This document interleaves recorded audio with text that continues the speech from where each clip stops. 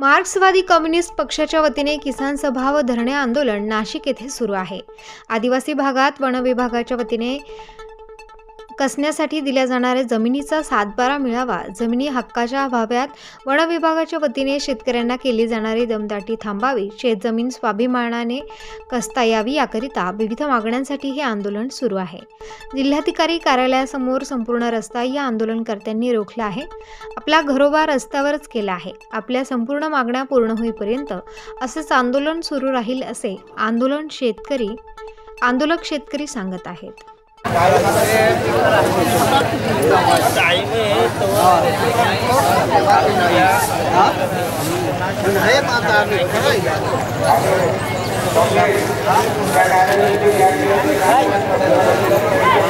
एवढा वेळ काय पडला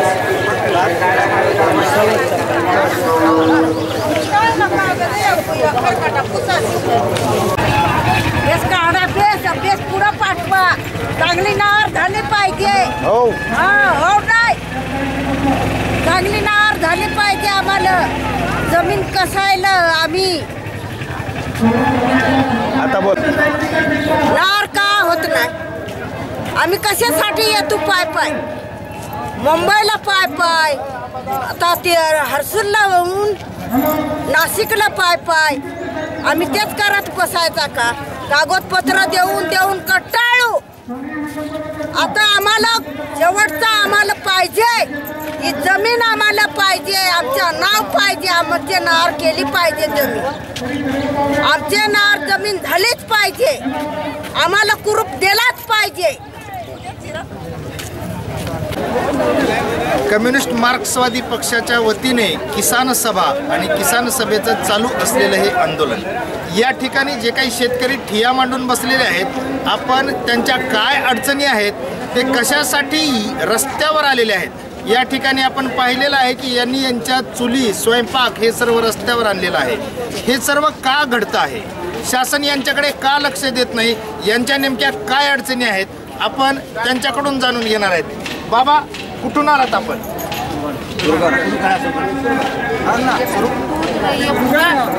सुरगण्यावरून आलात। बाबा, काय अडचण आहे तुमची? शासनानं तुम्हाला ज्या जमिनी कसण्यासाठी दिल्या आहेत,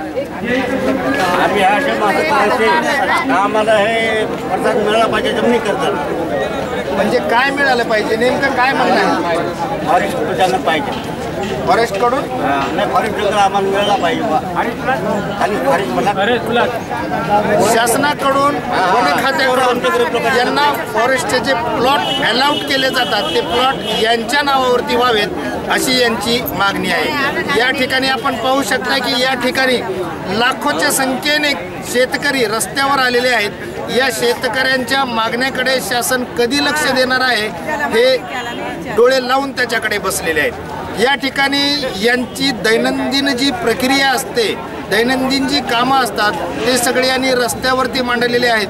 यासाठी प्रशासनाने कशा प्रकारच्या सुविधा केलेल्या आहेत आणि प्रशासन त्यांना कशा प्रकारे न्याय देणार आहे, सरकार या बळीराजाचं जे दुःख आहे ते कधी समजून घेणार आहे, हा प्रश्न मागील कित्येक वर्षापासून गुलदस्त्यात आहे आणि पुढे कित्येक वर्ष गुलदस्त्यात राहील, याचा आढावा आपण सतत घेत राहणार आहेत। स्टार न्यूज सोबत कॅमेरामॅन मोनाली चव्हाणसह संपादक श्रीमंत बागल, नाशिक। आता तुम्ही पायी पायी आलात नाशिकला? बरं, नाशिक मुंबईला आता इथे किती दिवस थांबणार आहात?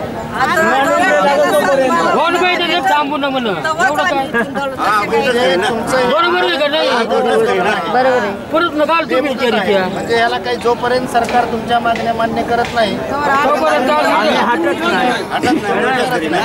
मग तुमचा स्वयंपाक, सकाळचं 1 नंबरला जाणं, हे सगळं करू आम्ही। आज बळीराजानं जे निर्धार केला आहे की ज्या त्यांच्या दैनंदिन सर्व क्रिया ते याच ठिकाणी करणार आहेत, विचार करा, जर ह्या सर्व गोष्टी जर रस्त्यावर झाल्या तर प्रशासनाचे काय हाल होतील, याकडे कधीच लक्ष देणार आहे। आम्हाला 7/12 याच जागेवर आणून द्यावा अशी यांची मागणी आहे। कम्युनिस्ट मार्क्सवादी किसान पक्षाच्या वतीने या ठिकाणी नाशिक येथे CBSच्या समोर शेतकऱ्यांचे ठिय्या आंदोलन आहे. आपण या ठिकाणी पाहू शकता शेतकऱ्यांनी आपल्या चुली ह्या रस्त्यावर मांडलेल्या आहेत. अशी नेमकी काय अडचण आहे की या बळीराजाला रस्त्यावरती आपली चूल मांडण्याची वेळ आली आहे. आज हे लोक या ठिकाणी संपूर्णपणे जवळपास 2 ते 3 किलोमीटरचा परिसर पूर्णपणे ब्लॉक आहे. या ठिकाणची सर्व रहदारी वाहतूक बंद करण्यात आलेली आहे. या ठिकाणी आपण पाहू शकता की हे लोक रस्त्यावरतीच आपली शिदोरी सोडत आहेत. शासन यांच्याकडे कधी लक्ष देणार आहे, यांच्या मागण्या कधी पूर्ण होणार आहेत या प्रतीक्षेत आजपर्यंत थांबलेले आहेत. आता या आंदोलनाला एक आक्रमक पवित्रा मिळालेला या ठिकाणी दिसून येत आहे.